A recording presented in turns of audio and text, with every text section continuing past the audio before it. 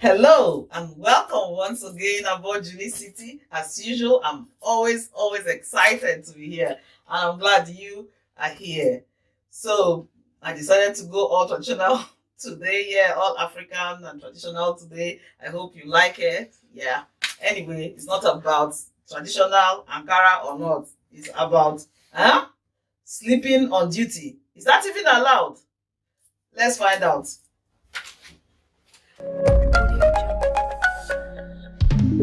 Thank you so much for clicking to watch today's video. I highly appreciate. I will start by apologizing for my inconsistency in the last 2-3 weeks. Yes, life has just been happening, and you know that sometimes life gives you a big kick in the face that you have to stop, take a deep, big breath, and continue. And I'm glad to let you know I'm back full.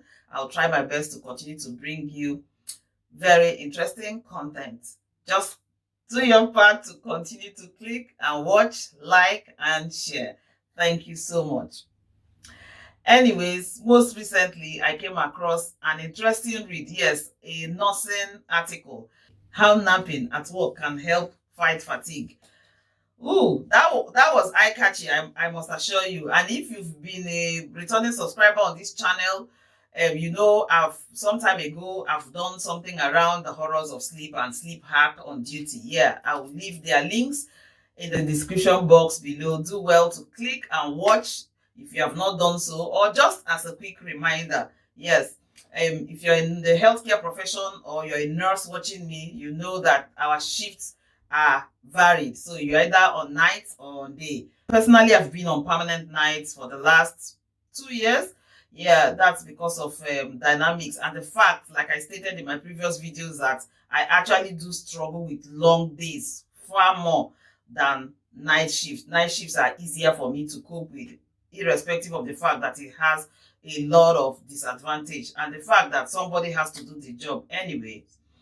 So when I saw this article, I actually picked interest in it and I decided to read through it, and that is what is influencing this video.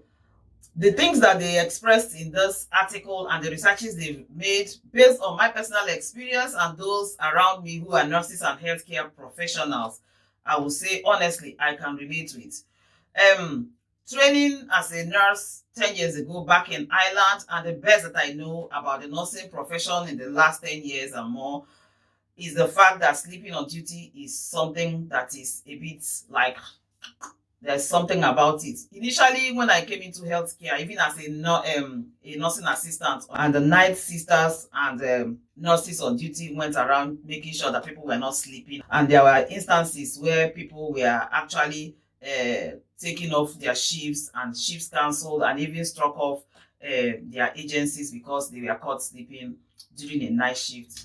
And so when I say sleeping on duty, please, I want us to differentiate this. Not that while you're doing your work, you're sleeping, but it's more like sleeping during your official break time. Yes, that is actually frowned upon as well.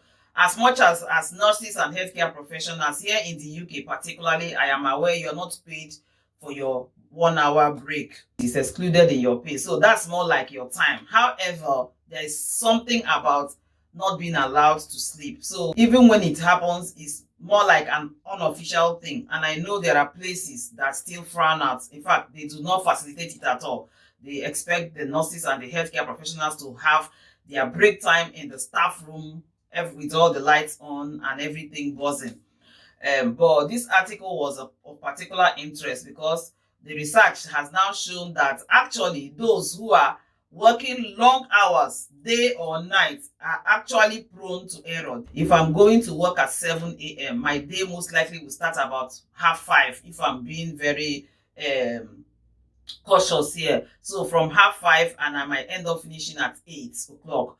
Ideally, some places you finish at 9, from 7 to 9. And by the time you get home, just say you live close by with everything, documentation, some delays, you get home at 10 o'clock, have your bath, have something to eat. Before you settle into sleep, personally, it takes me a bit of a while to settle into sleep. You will see that you've actually spent a good 16 hours or plus a week. and that is on a day shift. And night is the same thing. If I'm starting my shift at 7:30 in the night, I'll start mentally preparing for it all day, and physically I'll be out of my house. Say currently I work like an hour away, so I'll be out of the house about 6 o'clock. So from 6 o'clock till when I finish my shift at 8 o'clock, and then it takes me another hour to get home. So you're talking about 9 o'clock, hopefully without traffic. You see that adding it minus or plus, you'll be over 16 hours. And the research says that is a long time to keep somebody awake. One of some of the things that we are identifying, which I can completely relate with, is one, that the more somebody stays awake for a long period of time without rest, working, especially in a nursing environment or even healthcare environment where the adrenaline is always going and the responsibilities and the requirements are quite can be quite overwhelming sometimes. I can tell you, you'll be knackered. And for me, when I do a long day, by the time it is 5 p.m., I'm zoning out. And the same thing for the night shift. And the best thing that can happen to you is having that break. The recommended time from this article says between 1 and 3 a.m. But that is not practical. If you are a nurse or a healthcare worker, you can relate with me in that, and I would love to hear from you in the comment section below. Do well to leave your own take on this.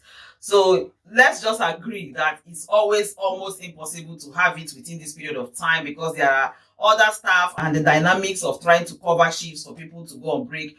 The breaks might extend up to 6 a.m. in the morning. And the recommendation from this article that I've read is saying that actually it should be allowed for people to have naps during their break, like the power nap. The recommendation is that when you go on your break, if you're going to have this power nap, it should be about 15 to 30 minutes, that it goes a long way for the safety of the patient we are caring for and the safety of ourselves. When people are fatigued, tired from these long hours of work, the tendency for error is high. And if you can relate with that, for whether you are a healthcare professional or not and you're working long hours, please let me hear from you in the comment section. Yes, so it is advised that these breaks should be facilitated. Not only should they be facilitated to avoid error, actually the research went on to recommend the type of environment that should be prepared for nurses and healthcare professionals to have their breaks on. Honestly, I always smiles on my face like, what? Sleeping on duty? Remember, when I say sleeping on duty, I don't mean sleeping while you are at work. I mean sleeping during your break. Having a nap during your break is advised according to medical research. Yes. So number one is the fact that it will reduce the possibility of error, medication error, patient error, and the fact that when someone is fatigued, it's hard to respond appropriately. It's hard to respond. When I mean appropriately, I mean compassionately, empathetically, or even be quick in the face of emergency. That is because your cognitive ability is impaired at that point. So for patient safety and for your own safety, when it talks of our own safety as nurses, it makes references to driving back home. A lot of people identified in that research that they feared driving back home after, especially a long night shift without a power nap. And that I can totally agree with, especially if you're traveling a bit of a distance from your place of work. Like I said, as I'm speaking to you, some of the places I go to are like 1 hour drive away and prone to traffic. Luckily, with the pandemic, with restriction in movement and lockdown, I'm not currently experiencing much of a traffic, but I worry for, as at the day I'm filming this video, it's Friday, and by Monday the 8th of March, the schools will be returning like back to everything. And I worry because I know previous experience has taught me that returning home after a night shift can be really, really risky. There are times when you think you're awake, but like for a split second, you just, like, I have a car that makes noise when I climb the white lines. It actually alarms, and tries to sway away back into the road. So that kind of awakens the person. So I've had personal times when I've thought, oh my God, I thought I'm awake. So that has actually influenced the fact, if you've been watching me and you've watched my previous videos, my previous nursing videos, I've actually expressed the fact that sometimes I have to pack up from my home, stay in an accommodation in the hospital or around the hospital for a few days to finish a block shift, say about 3-4 days of block shift before coming home. One of the reasons why I do that is because I'm scared that driving home might not be very safe for me for consecutively for those number of days. So it's safer for me to stay back, have my shift, have proper sleep after the long hours, and then on my day of return, at least I know I'm only risking journey to and one journey through. So that is the way I handle my own. But it was really nice to hear that during breaks that it's allowed to actually have a power nap. Not just is it allowed, it's also something that the NHS Trust are looking into, providing appropriate places for staff to have their breaks that will help them to actually, like a dark environment that will help them catch some power nap and return rejuvenated. I personally know 2 at least of nurses, experienced nurses who have actually had accidents and passed away as a result of that. One was my lecturer back in Ireland when I was doing my care course, my access to nursing course, and another was a family friend. So yeah, it's a risky thing, and so it's a welcome idea if it's something that can be encouraged, because like I said, I know hospital wards where it is frowned at that nurses were sleeping on break. Now, some people take it differently. There are people I've met who have actually expressed the fact that they don't sleep while they are on their break, because they kind of find it they find that they are a bit groggy and tired, or even more exhausted or confused when they return. And the research paper that I found actually stated that there were people who expressed that. But the advice is that it shouldn't be too long a nap, and that if you go into deep sleep, then when you're awake, it will actually have that confusing effect, because it takes the body a bit of time to rewind and get back to awareness, full awareness. So yeah, that's something I just said I will share with you. You can make your own research, check out your ward.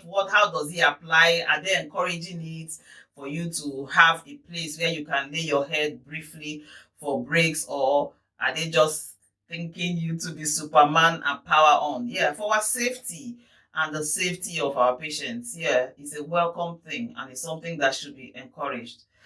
So yeah, you know, my key thing on this channel is your health is your wealth. So whenever I find something that is related to our health, that will improve our health, I'll always share it about Juliecity.